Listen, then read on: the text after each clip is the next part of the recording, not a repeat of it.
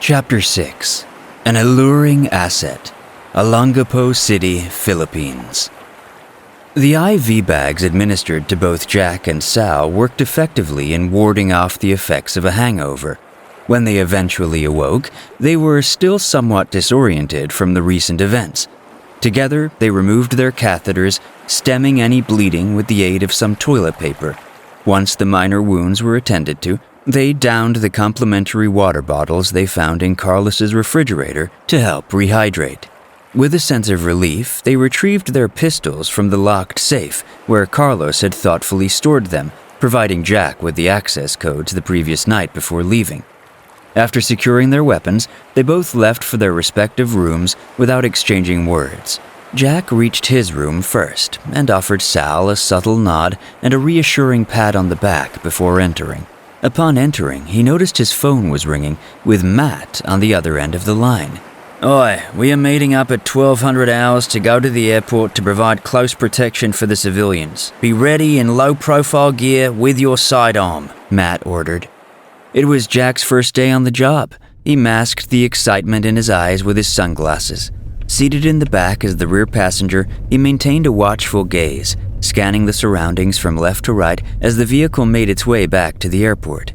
His sidearm rested comfortably in its holster, positioned conveniently just outside his reach. The earpiece he had been issued picked up the ongoing chatter of checkpoints being relayed along the designated route. Behind the wheel, Sal assumed the role of the driver, while Carlos made a concerted effort to engage Sal in conversation, attempting to get to know him better. "Sal, you're a real-deal Sigma male, aren't you?" Jack overheard Carlos say unprovokedly. "Shut up, dude," Sal replied, still stoic and trying to keep professional, but allowing a smile.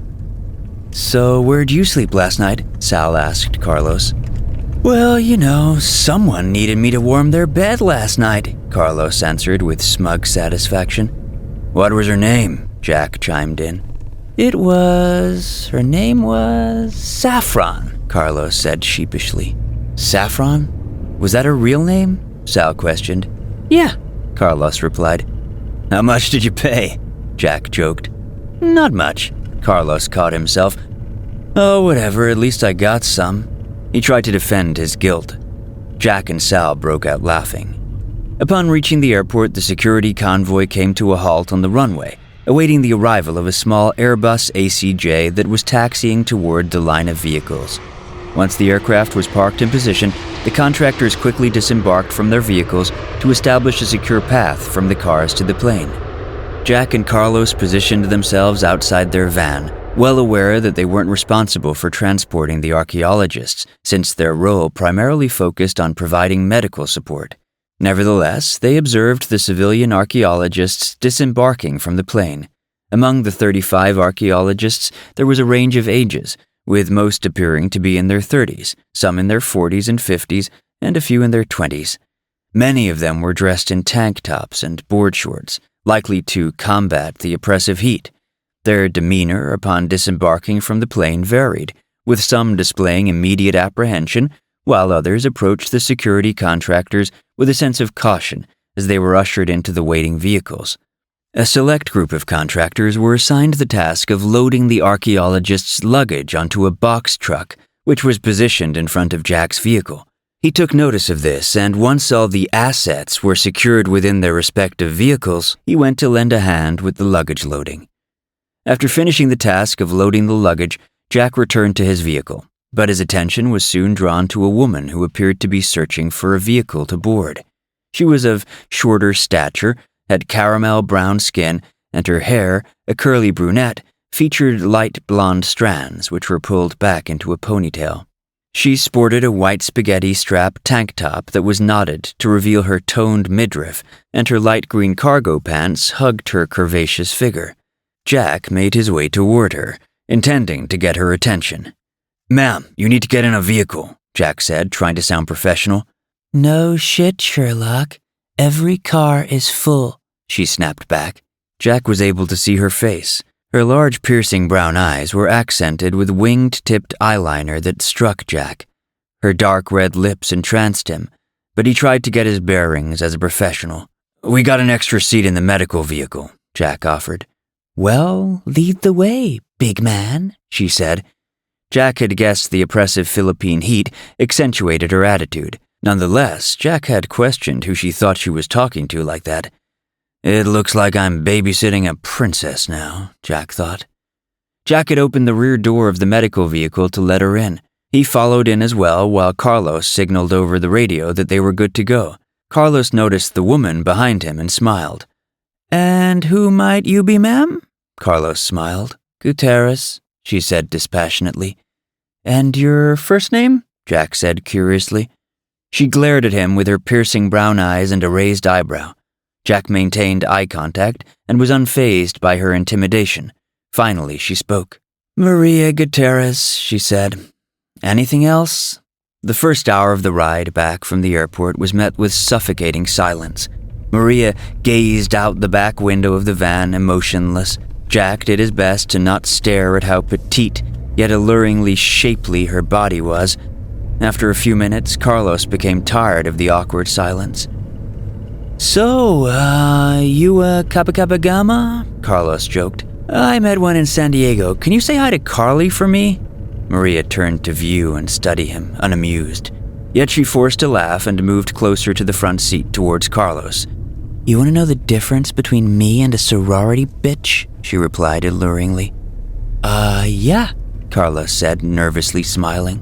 "I'm not getting the clap from you," she alluringly whispered, although Jack and Sal could hear. Sal cracked up laughing. "Sit down, ma'am," Sal managed to say. "The last thing we need is any trouble from a sorority girl in a gap year to find herself." She reluctantly sat back down next to Jack, who noticed she was wearing a mix of floral and vanilla-scented perfume. "Oh, I'm giving you trouble?" she exclaimed. "I thought you strapping young men with guns are gonna protect me and a bunch of other harmless civilians. Don't tell me my attitude is your weak point," she said sarcastically. "Ma'am, there's 35 of you guys. Leaving you behind is at least a 97% return rate, which is pretty good considering where we are going," Jack mentioned, turning Maria's attention to him. "I think I can handle my own," Maria snarked. "Sure, the ISIS and Abu Sayyaf groups in Mindanao are surely going to be scared of a, 5'0" girl going on a treasure hunt?" Jack teased. 5'2", she corrected. "Better to go about my business than have a bunch of ex-SEALs paint a target on my back," she answered. "Recon Marine," Jack corrected. "Sark," Carlos announced. "Bortak," Sal chimed. "I have no idea what those are," Maria said with a blank, confused stare. "I still think this is a bad idea." She slouched in her seat. "Okay, why do you think so?" Jack asked. The fact that she was a civilian a few years younger than Jack irritated him. "We are stumbling upon one of World War II's greatest treasures. Do you know how much attention that will draw?" she said. "Well, gee, maybe it looks like you need some protection," Carlos said sarcastically. "Yes, but what we don't need is bloodshed," she snapped, tired of their sarcastic replies.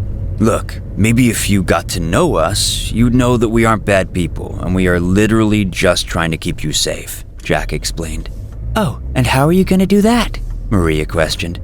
Jack shot his shot. "You and me, tonight, we go to dinner, and you can interrogate me so you can rest assured that you are getting a quality protection product." "Are you asking me out an hour into meeting you?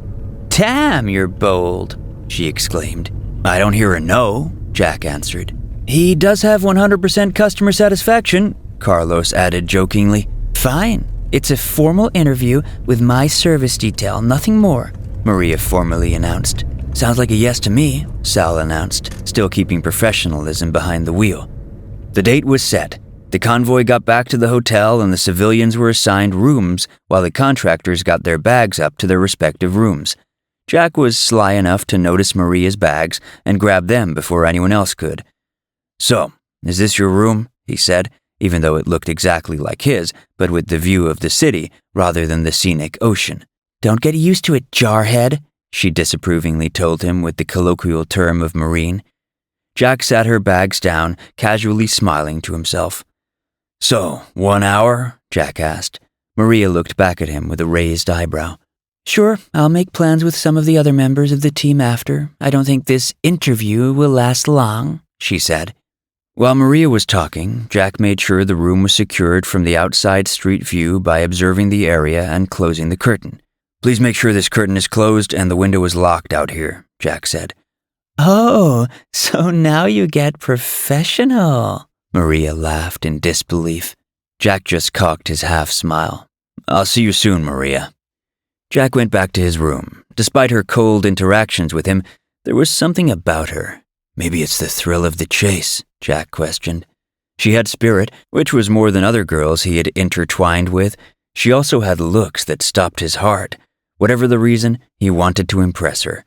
He traded his contractor gear for a tight white Henley with the buttons down, exposing his chest and the golden cross Andre gave him.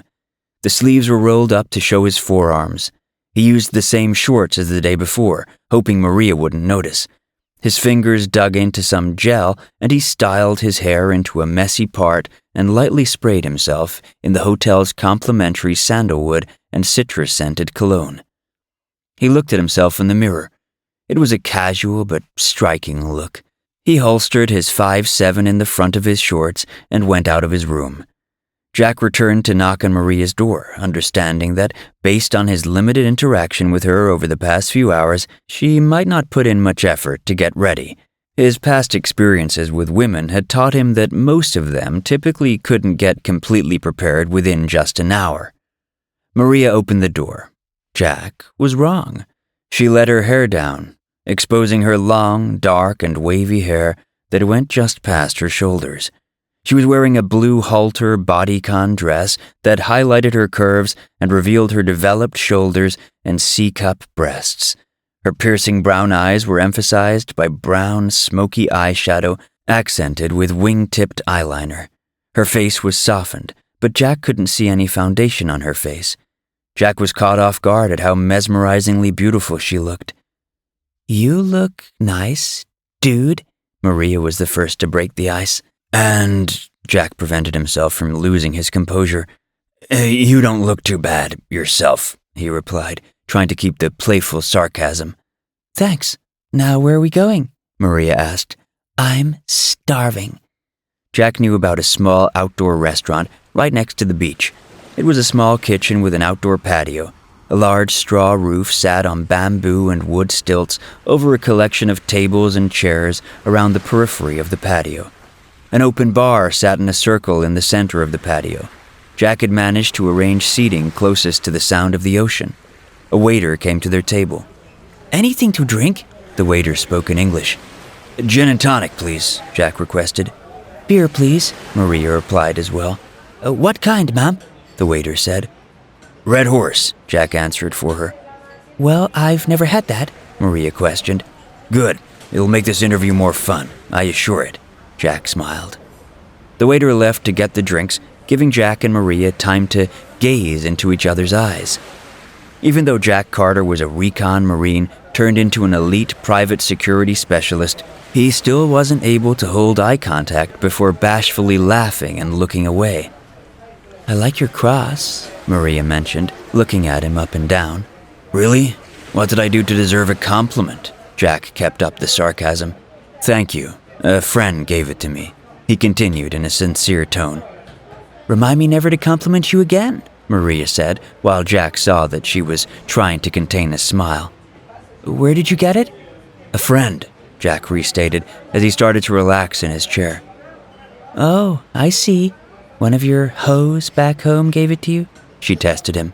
"No, actually this friend threw me into some muddy water with a weight strapped to me, but then again, I can think of a lot of hoes that would like to do that to me as well," Jack joked, slightly.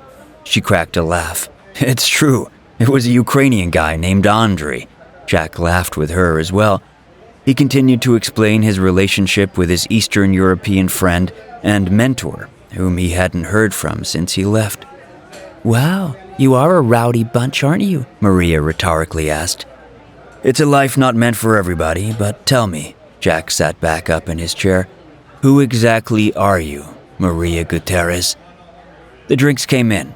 Jack took a sip of his gin and tonic, which cooled him in the evening heat of the Philippines. Maria took a swig of the beer. "Damn, that's good," Maria said. "Anyway, Let's get this part out of the way." Maria went on to tell Jack that she was a budding archaeologist. She obtained her bachelor in anthropology and was pursuing a master's through an apprenticeship in different expeditions. When mentioned about her previous adventures, she brushed them off as nothing of value. Yet she had traveled throughout South America during a variety of her archaeological expeditions, sometimes going as a group and sometimes alone. For her master's, though, she was venturing out into Southeast Asian cultures to expand her expertise. They ordered a small heap of warm lumpia with ground pork inside as an appetizer. Their main course was pancit noodles with bell peppers, chicken, and green beans. The seasoning from the chicken gave it a delectable and savory taste, while the drinks kept them cool in the late Philippine heat. "So, why come all the way over here?" Jack asked. "The gold of General Yamashita is world famous, second to only the piles of Nazi loot. Some caches were found here, but there is still a variety of locations that are scattered all over the archipelago," Maria said with passion for the subject in her voice. "And you guys have, like, a treasure map?" Jack asked. Maria shook her head. "If only it were that simple. Real archaeology is more forensic investigation than X marks the spot." She cracked a smile. "No, Dr. Taylor, our lead archaeologist, had to establish a lot of rapport with the Filipino government for us to come here. He believes that the larger cache was to be transported someplace south, away from Japan, because he didn't want the Allies to retrieve it. There is an old farmer that contacted Dr. Taylor on a possible site down in Mindanao. If what he says is true, this might be the largest score of treasure ever found." "So, you guys are still just a bunch of treasure hunters?" Jack questioned. "No, you don't get it, jarhead. Yamashita collected more than just gold, but rather everything of value across a large part of Asia. If there is anything in there, it will be possibly thousands of years of history across a variety of previously unknown ancient cultures." The spark in her voice was a mix of excitement and investment toward a cause. "I bet that sounds like a big deal, but don't you think that maybe you might need some protection against possible assholes that are trying to take over your find?" Jack inquired. Maria sat back in her seat. She had finished her first beer and was on to another. "I don't like mercenaries."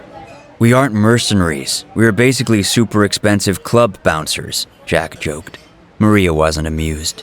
"I've seen companies like yours desecrate innocent lives for the sake of a client. Your company works for a profit, and I'm guessing that's the same thing you work for too," Maria accused. "Machiavelli wasn't so happy with mercenaries either," Jack added, referring to his time in political theory class as if he could intellectually impress her. "I didn't know jarheads could read," Maria teased.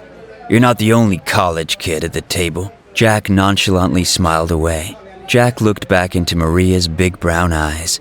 She felt that the man in front of her was different, but she needed to be sure. At the very least, Maria needed to know if he was one of the good guys.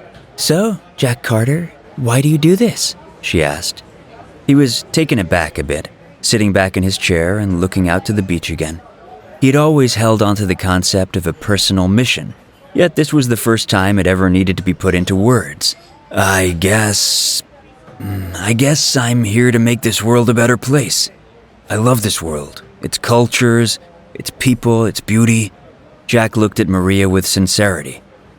"All my life has been a search for the next big quest, a part of a larger crusade to stop bad things from happening to good and innocent people. I guess that was what called me to the Marines. Plus the adventure and excitement about facing the unknown is what keeps me coming back," Jack explained. "You memorized that out of a comic book?" Maria inquired while softly laughing. "I think all men seek a purpose. Mine is guided by a love of all that is good, and a God-given duty to protect it." Jack steadied his gaze into Maria's eyes, popping off a half smile. Maria was caught off guard. "Then you're one of the few." "And maybe in the wrong profession, but everyone's got to make a living," Jack said. "And trust me, my boys aren't as bad either. Carlos was my medic. We called him Doc when I was in the Marines." Maybe you're right. I should let him ask me out then," Maria teased. "Well, let's not get ahead of ourselves," Jack replied. He did say I have 100% customer satisfaction, he threw in a joke. Well then, I'm sorry, Jack. The pantsit is satisfying me more than you are. Her voice was becoming increasingly seductive to him. Then let's go for a walk, Jack offered. She agreed, and Jack went to slide the waiter the money on the way out. Keep the change, Jack said. Salamat, thank you, the waiter replied with a gracious smile. Jack and Maria strolled towards the beach. They watched the sun go down over the calm water. But Jack's attention had turned to her. What is it, Jack? Isn't the view beautiful? She questioned. Not the prettiest thing I'm looking at, Jack quipped back. Cute. Is that a pistol in your pants, or are you happy to see me? She teased. Jack looked down. The shorts were tight around his thighs, but it wasn't the handgun that she saw. Maria laughed and walked towards the street, carrying her high heels. The gentle wind was blowing through her hair as the golden light of the sunset made her glow. Jack hurried towards her. Maria noticed his advance and playfully hurried to the edge where the street met the sand. Maria, I'm still getting paid to protect you, so please don't run too far off, Jack reminded. Maria couldn't help but smile. So, Mr. Jarhead Protector, where to next? Maria inquired. Well, I couldn't help but notice you don't have a lovely view of the sunset from your room, Jack noted. Yes, I do suppose it's a tragedy, Maria smiled with sarcasm. My personal bodyguard told me I can't even look out of the window. Fortunately for you, my room overlooks the beach. I say we end the night with some wine and a view, Jack sold. How could I say no to that? Maria responded. They walked back to the hotel. Jack couldn't gauge what Maria was feeling, but for some reason, this woman had an allure to him that he hadn't felt with any other doe-eyed woman. She had a sense of independence, passion, and a touch of attitude. He couldn't help but long for her touch. Upon their arrival at the lobby, Jack swiftly procured a bottle of local Bass-Eye wine along with a bucket of ice and 2 glasses. Entering the elevator with Maria, an undeniable tension filled the confined space. Jack couldn't help but be drawn closer to Maria by the captivating fragrance of her perfume, a subtle yet potent element heightening the atmosphere between them. As the elevator opened to the 2nd floor, Jack and Maria were face to face with Carlos and Sal. Both of them had Red Horse beers in their hands, and as soon as they saw him with Maria, they both smiled and allowed them to pass. Jack slapped Carlos on the shoulder. The elevator doors were about to close on Carlos and Sal when Carlos shouted, "Have a good night," to Jack and Maria. Both of them laughed off the awkward tension caused by Carlos as Jack slipped his key into the door of his room. Jack poured a glass of chilled, clear Bass-Eye wine into the 2 glasses and handed one to Maria. The sweetness of the alcohol made it inviting to go down quickly. As the sun was just over the water, the sky turned to a warm orange near the light and was bordered by purple and navy blue hues. As both of them looked over the balcony to watch the light fade, Jack's hand touched Maria's. You know the real work starts tomorrow morning, she said. Good. And we have all night, Jack replied, looking deep into her wild brown eyes and leaning in to kiss her. Her lips looked soft and supple. Jack let his eyes rest on Maria's neck and body for a second, before turning his body into hers and wrapping his arms around her lower back. She felt the same, moving her hands to hold the back of Jack's neck. Her mouth began to open as they leaned forward into each other's breath. As Jack went in to close the distance, Maria bit her bottom lip and pulled away, smiling. He looked at her with slight confusion, and she smiled. We have a busy day tomorrow, Maria spoke, coming to her senses. Jack lowered his arms, and Maria walked towards the door. I had fun, Jack, but not that much fun. Maybe try again next time, she said, slyly smiling and closing the door.